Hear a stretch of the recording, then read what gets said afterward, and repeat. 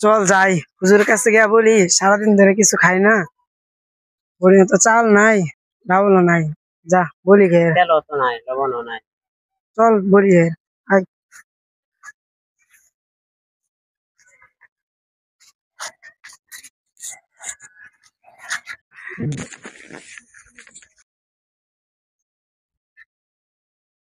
আসসালামু আলাইকুম।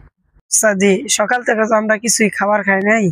চাল ডাল বলে কিছু কিছুই নাই নাই। উস্তাদজি। ওয়ালাইকুম আসসালাম ওয়া রাহমাতুল্লাহ। বাবাজিরা, আমিও তো সকাল থেকে না খেয়ে রয়েছি। চলো আমরা মসজিদে গিয়ে 2 রাকাত নামাজ পড়ি এবং আল্লাহ তাআলার কাছে দোয়া করি, আল্লাহ তাআলা একটা ফয়সালা করেই দিবেন। চলো মসজিদ দিকে যাই।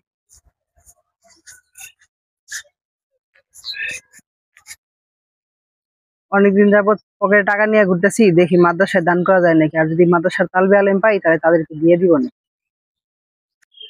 ওই তো কিছু মাদ্রাসার ছাত্র আসতেছে, জিজ্ঞাসা করি ওদেরকে, ওদের কোনো সমস্যা থাকলে তাহলে টাকা দিয়ে সাহায্য করবো না। আসসালামু আলাইকুম, ভালো আছেন আপনারা? আপনারা কোন মাদ্রাসায় পড়েন? ওয়ালাইকুম আসসালাম। আমরা তো জামিয়াতুন নূর আল কাসিমিয়া কাসিমি শহরের মাদ্রাসায় পড়ি। সকাল থেকে হযরত আমরা তো ওই যে বোর্ডিং এ আমাদের চাল ডাল কোনো ব্যবস্থা নাই, তো এই জন্য আমরা মসজিদে তো আল্লাহ তাআলার কাছে নামাজ পড়ে দোয়া চাই আমরা বাসার দিকে মাদ্রাসার দিকে চলে যাইতেছিলাম। এর মধ্যে আপনার সাথে আমাদের দেখা হয়। মনে মনে তো এটাই খুঁজতেছিলাম যে আপনাদেরকে দিয়ে দিই, আল্লাহ হয়তো এর উসিলায় কিছু একটা করতে পারে।